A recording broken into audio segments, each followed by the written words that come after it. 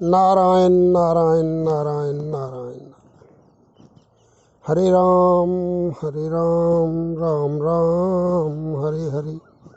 हरे कृष्ण कृष्ण कृष्ण हरे हरे। हरे राम राम राम हरे हरे। हरे कृष्ण कृष्ण कृष्ण हरे हरे।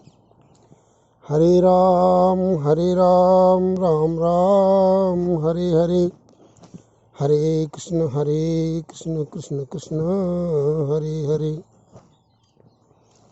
हरे राम राम राम हरे हरे। हरे कृष्ण कृष्ण कृष्ण हरे हरे। हरे राम राम राम हरे हरे। हरे कृष्ण कृष्ण कृष्ण हरे हरे। प्यारे साथियों, भाइयों बहनों, आज पुनः भगवान की कृपा से मेरे मन में एक ऐसी प्रेरणा हो रही है कि मैं एक दो श्लोक जो मैं बार बार बोल रहा हूँ और जो हमारी सभी प्रार्थनाओं में गाया जाता है, त्वमेव माता च पिता त्वमेव बन्धुश्च सखा त्वमेव विद्या द्रविणं त्वमेव सर्वं मम देव देव। इस प्रार्थना पर विचार करें। तो प्यारे साथियों, जो हमारे यहाँ भक्ति मार्ग में आगे बढ़ रहे हैं, जो भाई बहन, उनमें एक भगवान की कृपा से जो मेरे को लग रहा है, उसकी अपेक्षा उनमें अलग अलग मुझे मतभेद से लगे हैं। या तो वो भाई जानते नहीं हैं, या फिर कुछ समझ में कम आ रहा है। ये मुझे लगता है कि वो बेचारे कुछ गलत सोच रहे हैं। जैसे हमारे सभी भक्ति वाले लोग, चाहे वो दास्य भाव में हो, चाहे वो सख्य भाव में हो, चाहे वो वात्सल्य भाव में हो, वे ज़्यादातर भाई भक्ति के अनेक रूप हैं। लेकिन जब हम भक्ति में प्रॉपर तरीके से विचार करते हैं तो भक्ति के जो 5 रूप हैं वो हमें नज़र आते हैं। उनमें सबसे पहले शांत रस की भक्ति आती है, जो विशेषकर एक तरह से ज्ञान मार्ग हो या भक्ति मार्ग हो, दोनों में आती है। शांत रस का मतलब होता है अपनी इंद्रिय विषयक जो भोगों की इच्छाएं हैं उनका शांत हो जाना। तो वो शांत रस के बिना न तो ज्ञान की प्राप्ति होती है, न भक्ति की प्राप्ति होती है। तो शांत रस पहले आता है, उसके बाद दास्य भाव आता है, और उसके बाद सख्य भाव, फिर वात्सल्य भाव, फिर प्रेम का भाव यानी कांता भाव। तो ये हमारे भाव हैं जो भक्ति के बारे में बताए जाते हैं। तो इनमें से ज़्यादातर लोग इस भ्रांति में रहते हैं कि भाई हम तो अनन्य हैं और हैं सख्य रूप में, हैं दास्य रूप में। तो मैं इस श्लोक की तरफ, जो जहाँ तक मेरी जानकारी है, इस श्लोक को जो हमारी महाभारत में हमारी कुंती देवी जी हुई हमारी, तो उन्होंने भगवान श्री कृष्ण से कहा था ये श्लोक, त्वमेव माता च पिता त्वमेव बन्धुश्च सखा त्वमेव त्वमेव विद्या द्रविणम त्वमेव सर्वम मम देव देव। अर्थात हे भगवान, तुम ही मेरे माता हो, तुम ही मेरे पिता हो, तुम ही मेरे बंधु हो, तुम ही मेरे सखा हो, तुम ही मेरी विद्याधन हो और तुम ही मेरे संपत्ति हो। अर्थात तुम ही मेरे चल अचल संपत्ति जो भी है, पैसा वो हो। और फिर लास्ट में कह दिया कि तुम ही सब कुछ हो। तो कहने का मतलब है कि मेरे हिसाब से ये जो भावना है कि भगवान को सब कुछ मानना, इसी बात को दूसरी बात रामायण में लक्ष्मण जी ने जंगल वन में जब राम जी जा रहे थे तो राम जी से कहा था कि भाई तुम ही मेरे माता पिता बंधु सखा तुम हो, जब तुम ही चले जाओगे तो फिर मैं यहाँ क्या करूँगा। तो वो उनके साथ गई। तो इसी बात को मीरा जी ने फिर कहा है, मेरो तो गिरधर गोपाल दूसरा ना है कोई। तो मेरे विचारों से जैसी मुझे प्रेरणा स्टार्टिंग से ही भगवान की कृपा से मिली है, अनन्य भाव का मतलब होता है भगवान को सब कुछ मान लेना। लेकिन दूसरे भाई जो हैं तो दास भाव में, हैं तो सख्य भाव में और कहते हैं हम अनन्य भक्ति कर रहे हैं, तो क्या वो सही हैं या उनमें कहीं कमी है, इस बात पर विचार करते हैं। देखो, आप मान लीजिए दास्य भाव में भक्ति कर रहे हैं तो आपके स्वामी भगवान हो गए, आप उनके दास हो गए, उनके सेवक हो गए। तो जब स्वामी हमारे भगवान हैं तो फिर हम दोबारा देखते हैं कि हमारे भगवान तो स्वामी हैं, तो माता हमारी अलग रह गई, पिता हमारे अलग रह गए, बंधु बांधव हमारे अलग रह गई, संपत्ति हमारी अलग रह गई, विद्या हमारी अलग रह गई। इसका मतलब अनन्य नहीं हुए। अनन्य का भाव तो आप सब जानते हैं, विद्वान हैं, लेकिन एक बार मैं फिर बता देता हूँ जो भाई थोड़ा बहुत कम जानते हैं। अन्य, अन माने नहीं है, अन्य माने दूसरा, अर्थात उसका कोई दूसरा नहीं है, ऐसा भाव वो अनन्य कहलाता है। अर्थात सब कुछ एक ही में है। तो जो भाई दास्य भाव में हैं तो उनके तो स्वामी भगवान हैं, तो उनके दूसरे भाव तो जैसे माता अलग हो गई, पिता अलग हो गया, पुत्र अलग हो गया, परिवार अलग हो गया, संपत्ति अलग हो गई, विद्या अलग हो गई, तो यहाँ तो अनन्यता नहीं आई। तो इसी प्रकार से हम सब में ले सकते हैं। जैसे सख्य भाव में लेते हैं तो भगवान तो हमारे सखा हो गए, तो हमारे माता भगवान नहीं रहे, पिता हमारे भगवान नहीं रहे, हमारी संपत्ति भगवान नहीं रहे, हमारी विद्या भगवान नहीं रहे, हमारे भाई भगवान नहीं रहे।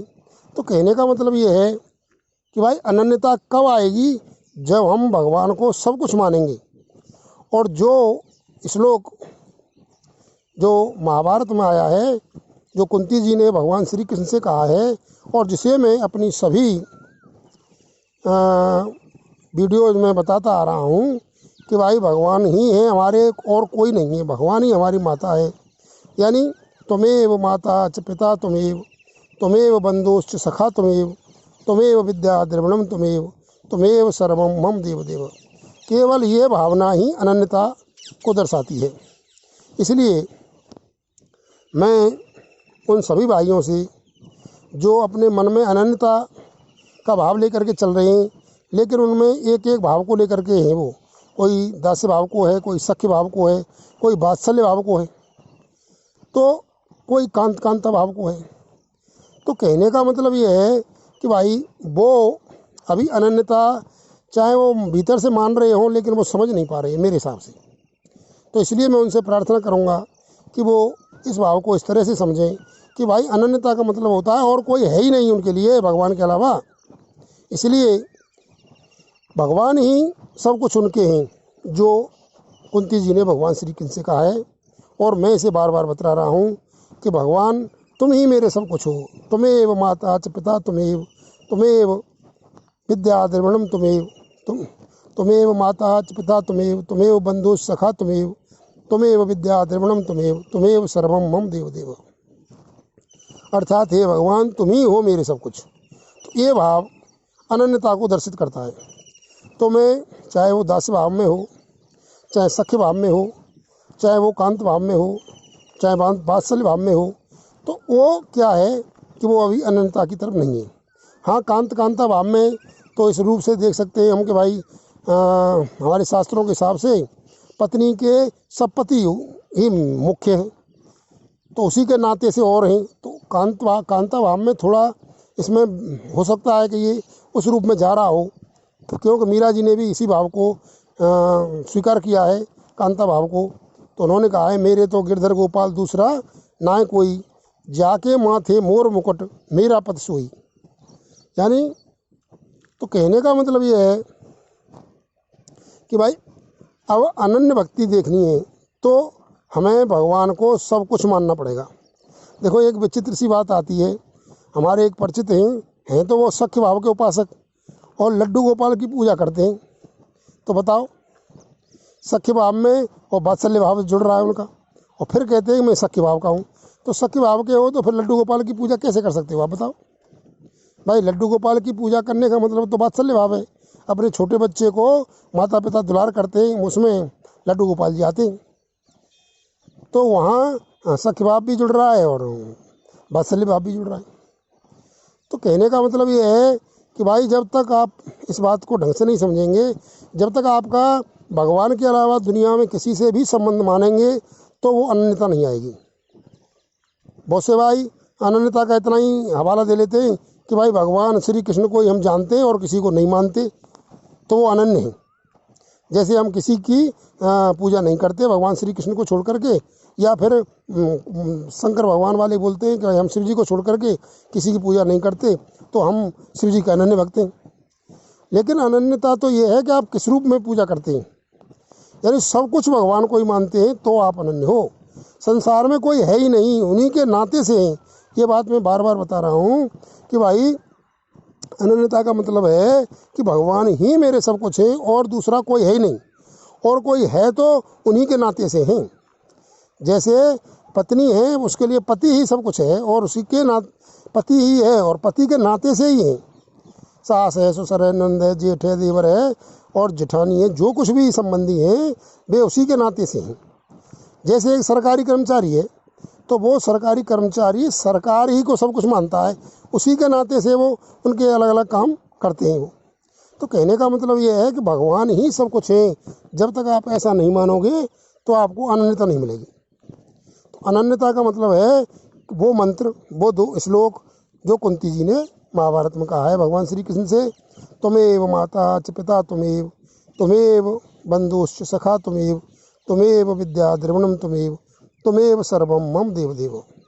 इसलिए इस बात पर आप विचार करें और अब अपनी अनन्यता को पुष्ट करें। भाई, मैं तो सख्य भाव में हूँ, मैं भगवान को माता नहीं मान सकता, मैं तो दास्य भाव में हूँ, मैं अपने को मित्र नहीं मान सकता। ये बातें मतलब थोड़ी अभी बुद्धि को थोड़ा पहना करो और इन विचारों को थोड़ी दृढ़ता करो। जब आप यूँ कहोगे मैं तो साहब सख्य भाव में हूँ और भगवान को तो मैं माता कैसे कहूँगा, भगवान को तो मैं पुत्र कैसे कहूँगा, तो आप अन्य नहीं हुए। अभी तो भगवान को आप सख्य रूप में ही मान रहे हो। पिता आपका अलग है, माता आपकी अलग है, पुत्र आपका अलग है। इसका मतलब तो संसार में भी आपके संबंधी अभी हैं। जैसे आप वात्सल्य भाव में हो तो भगवान को आप पुत्र रूप में मान रहे हो, तो आपकी भाई अलग है, आपका बंधु अलग है, आपकी धन संपत्ति अलग है, आपकी विद्या अलग है। इसका मतलब भगवान से अलग भी आपके संबंधी हैं। इन बातों पर विचार करो। अनन्य का मतलब होता है भगवान के अलावा मेरा कोई है ही नहीं। धन है तो वो है, माता है तो वो है, पिता है तो वो है, बंधु है तो वो है, सखा है तो वो है, सेवक है तो वो है, स्वामी है तो वो है। यानी सब एक ही है और वो ही है, दूसरा कोई है ही नहीं। हम तो सिर्फ उन्हीं के हैं और उन्हीं की आज्ञा से सब काम यहाँ कर रहे हैं। भाई, संसारियों में हमारा कोई संबंध नहीं है। जो भी संबंध है भगवान ने यहाँ बना करके भेजा है तो भगवान का ही है। इस बात को मैं बार बार कहता हूँ। हमारे स्वामी राम सुखदास जी हुए हैं, वो कहते हैं भाई, आप अनन्यता का मतलब है कि आप 5 अमृत बताए उन्होंने कि मैं भगवान का हूँ, भगवान के दरबार में रहता हूँ, भगवान के ही जनों की सेवा करता हूँ और उन्हीं का वेतन पाता हूँ। कि इस तरह से उन्होंने 5 बातें बताई। एक और है जो खोपड़ी में से निकल जाती है। कहने का मतलब ये है कि भाई भगवान ही है सब कुछ। तो इस बात पर आप विचार करें, भगवान को ही अपना माने। सख्य भाव वाले ये न माने कि भाई मैं तो भगवान को सखा ही मानूंगा, वो उनको मैं पिता कैसे मान सकता हूँ, मैं उनको संपत्ति क्यों मानूंगा, मैं उनको पुत्र क्यों मानूंगा। अरे वो ही है सब कुछ है, जो भाई भगवान ही है सब कुछ, और कोई है नहीं। सिया राम में सब जग जानी, इस बात पर भी मैं विचार करूँगा किसी दिन, भगवान की कृपा होगी तो। वो भी बात मेरे को बड़ी अजीब सी लगती है। तो कहने का मतलब ये है कि भाई अब अनन्यता का मतलब है कि भगवान के अलावा मेरा कोई संबंधी संसार में शेष नहीं है, एक ही में सब चीज़ है। अगर आप भगवान को अलग मानेंगे किसी रूप में, दूसरे संबंधियों को अलग मानेंगे, तो आप में अनन्यता नहीं आएगी और वो उतनी प्रगति नहीं करेगी जितनी करनी चाहिए। आप भ्रम में रह जाएंगे कि भाई मैं तो दास्य भाव में हूँ, मैं तो सख्य भाव में हूँ, मैं तो वात्सल्य भाव में हूँ, तो अन्य दूसरे भाव तो आपके रह गए। अर्थात संसार में आपकी जो मनस्थिति है वो बटी रहेगी, और बटी रहेगी तो आपको में अनन्यता नहीं आएगी। तो इस बात को, अनन्य भाव को इस प्रकार से समझें और अपने अनन्य भाव के जो लाभ हैं उसको पूर्णता से प्राप्त करें, आनंदित हों। ऐसी मेरी इच्छा है, आप इसको समझें और आनंदित हों। धन्यवाद। ओम बोलो।